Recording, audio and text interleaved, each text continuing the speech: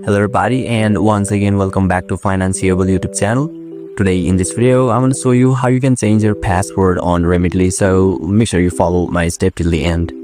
First thing first, I assume that you have already downloaded the Remitly app, and now once you open it, you will be able to see the interface of the Remitly apps on the screen. So if you want to change your password on Remitly app, then you can see there is manage option at the bottom right corner. So let's tap on that manage option, and now you can see there is profile option at the middle of the screen. So let's tap on the profile, and finally you can see there is password option, and at the right side there is edit option as well. So let's tap on the edit, and finally you simply need to enter your current password over here, your new password here, and your confirm password, which basically means it need to be same. So once everything's done, simply tap on this save, and yeah, you will be able to change your password successfully. So basically this is how, and this is the process to change your password on the Remitly app.